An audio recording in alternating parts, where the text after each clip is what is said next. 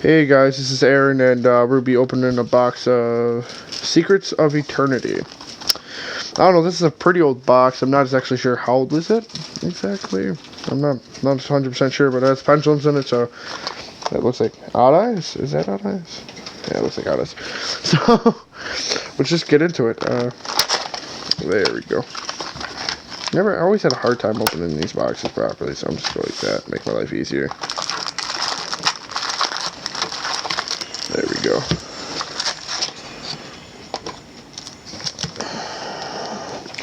So let's go.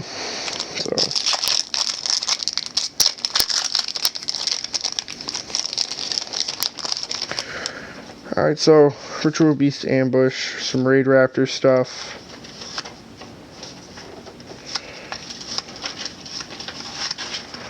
And nothing really good out of there.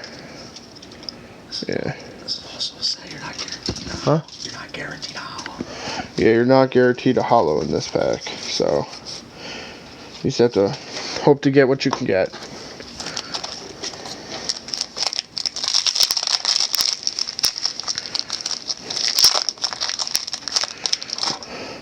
And you're going to see probably a lot of like generic pendulum support in these packs. Wow, and not a hollow again. I mean, only 2 packs in, so that's still not too bad. These older sets, you can either hit great, or you can just completely dud out. But I mean, it's kind of the fun of opening the packs.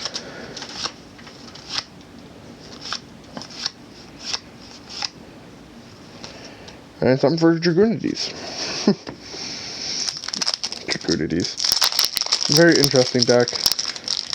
I've been seeing a lot of Dragoonides with the new support for like the Guard Dragon support, so I thought that's pretty interesting.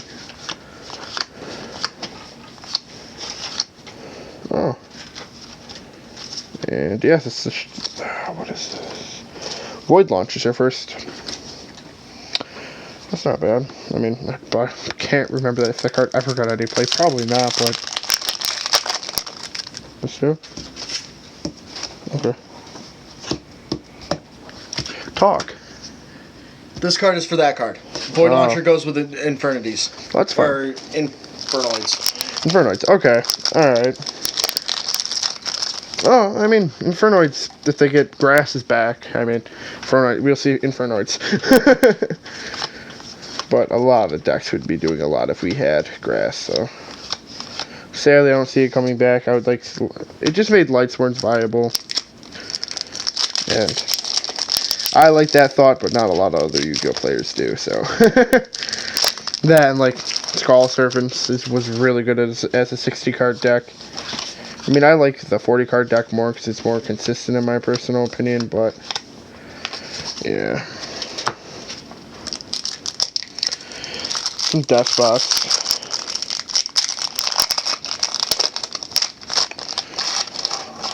Yeah, some Gem Knights. They were destroyed with the not-so-recent ban list. It's sad how much that deck was just absolutely destroyed. Brilliant Fusion to 1. You can't even really play the deck. And it's kind of sad how, I don't know, other engines kind of mess up a deck that was really cool by itself, but with the use of other things, it kind of just got really abusive really quick. But, I mean, that happens. I mean, think about Pepe when it was a thing. You used a whole bunch of different Performer Pals and Perform Ages and just kind of broke their engines and the way they work, so it kind of happens. Unfortunate, yes, but it's Yu-Gi-Oh! What can be broken will be broken. I mean, Fairy Tail Snow in the Thunder Dragon deck, Gold Sarcophagus, you know.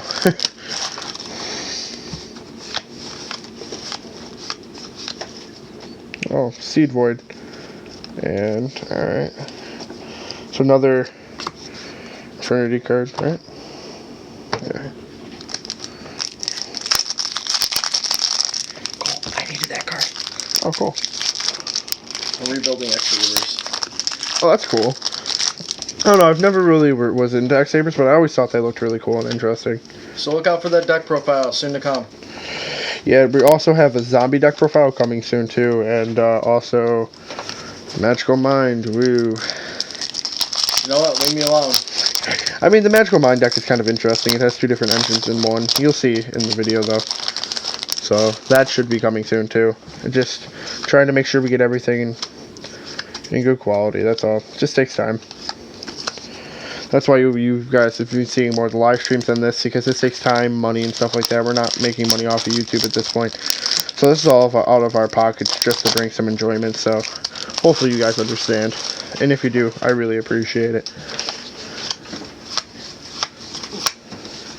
Oh, Super Heavy Samurai. That's really cool.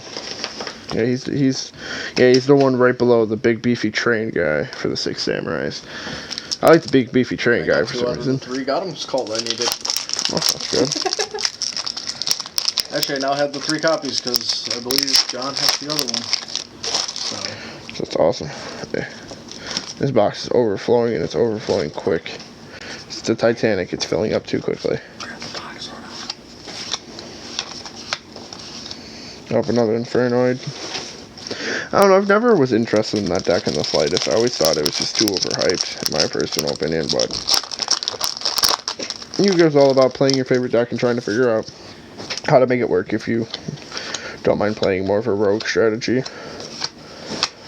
But sadly, some decks don't even compete on a rogue strategy basis.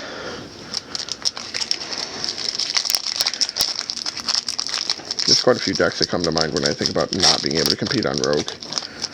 Especially during certain metas. You'll definitely see other decks thrive in certain areas and certain decks just completely falter. That's just kind of the way the cookie crumbles with a lot of these decks nowadays.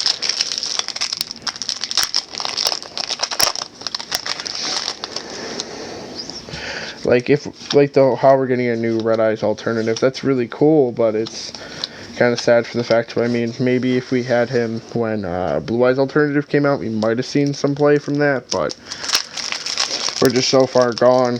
I mean, what's it called? The one that made all the tokens, I can't remember his name, number 74? No, 74. The one that made all the tokens, Tomahawk. Oh. Tomahawk being hit and Galaxy stuff. Tomahawk. You know, it's, ooh. Got our first secret. Yep. Wow, it looks really good, actually. It looks really pretty. I like that. It's probably not that great, but... Actually, when that card came out, it was sitting at $50. Well, $60. It was a really sought-after card. It's not bad.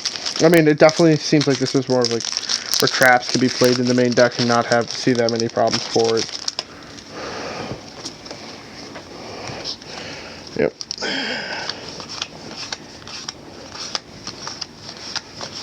And oh yeah, this card was played in Klee. Joe wanted it. Yeah, Klee. Such an interesting and fun deck. Actually, nowadays it is. I mean, in my personal opinion, seeing somebody trying to build modern day Klee, it's really interesting because like they have to be really picky on their floodgates and how they use them and when they use them. I don't know, it's really interesting. Oh wow, got a shiny super heavy samurai.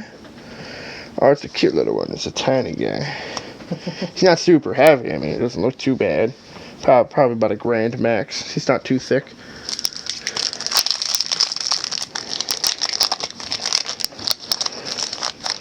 Yeah, there's a lot of super heavy samurais in this set. Oh, lady left. Ooh.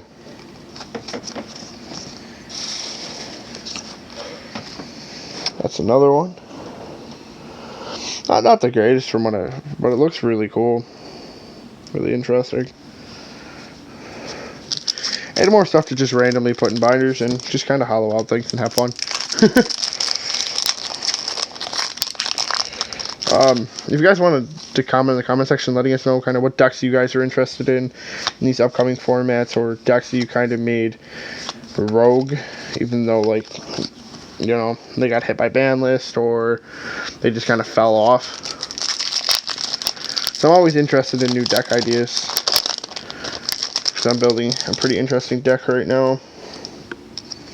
True Draco. Oh.